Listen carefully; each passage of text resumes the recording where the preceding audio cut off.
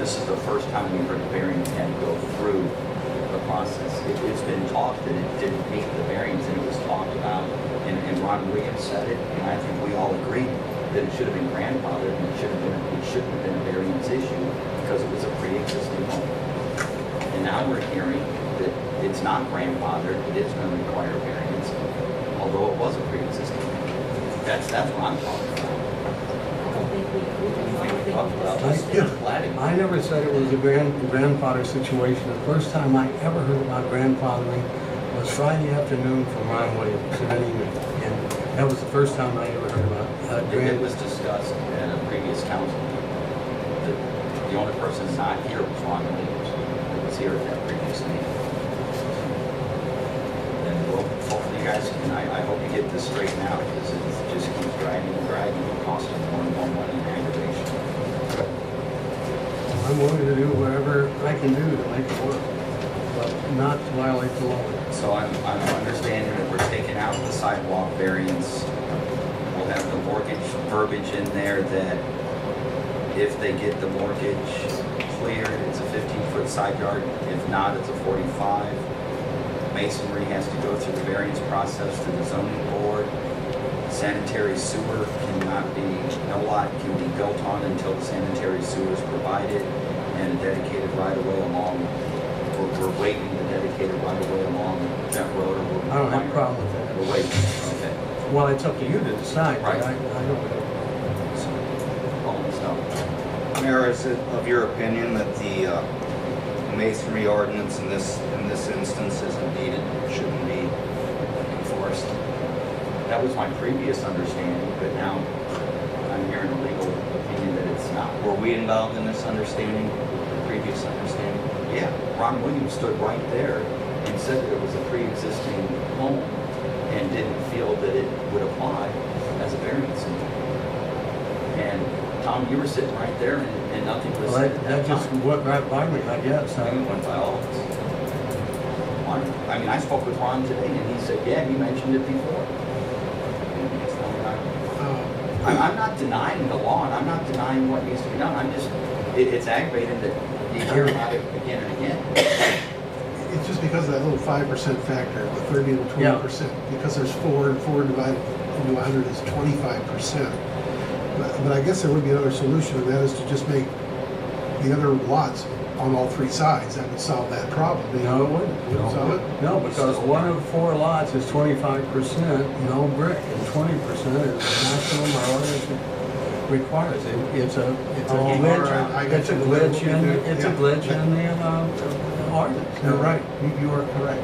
That 5% still remains. Wrestling. I was wondering, the difference that I was hearing when talking about the brick applying and being grandfathered was that I thought earlier when they were talking about it applying was because the home existed and it was on a lot to build, as opposed to now it's a subdivision. When it turned into a subdivision, then it became part of another entity, thereby it got sucked into the brick ordinance. That's where we're at. Does anybody have any issues with those other No, it's just that 4 issues? it's just on that easement. Ron thinks we're never going to use that easement. Right. Well, the easement is for Gator. It's an easement for access to Gator. It probably never will be used. He's talking about the Shepherd right. Oh, that. I'm sorry. The surveyor says they don't own anything in the Jet Road right. This is a title clearance thing. I mean, to be honest with you, and maybe some of you have had this experience, you can have 3 surveyors survey something, and they'll come up with 3 different answers. And you can, it just closes the door.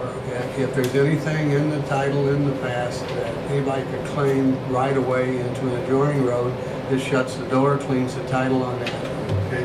And that's why it's in our ordinance.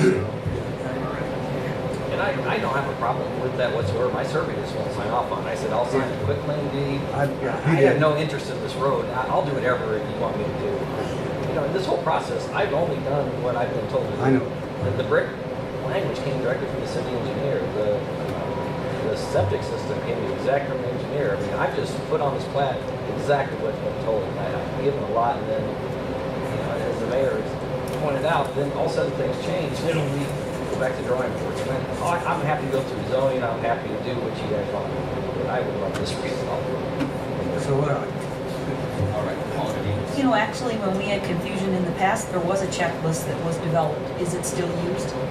I have the checklist you're talking about, I developed, and so, Yes. yeah. I don't use the one I gave you, I use mine, which is where that came from. Does All I Ron, does do- Ron too, though? I mean, is I don't he- know, I don't know. Okay, What, because remember, and I think planning commission, I think maybe I, planning commission was I can involved tell in you the that. procedure that's more or less informally developed between Ron and I is I do my review first, I send him my email punch list, and then he goes to that, and what he agrees with, fine, what he doesn't agree with, we talk about it, or he doesn't use, and he sends out the final product to the customer, the subdivider, and then you start your compliance. If you resubmit plats subsequently for compliance and they change, then the rules can change. And each time I do a punch list, send it to Ron, and Ron uses it to do his punch list.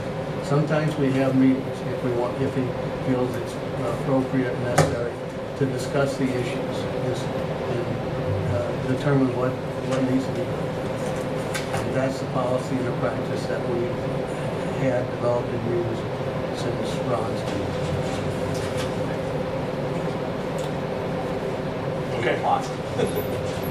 All right.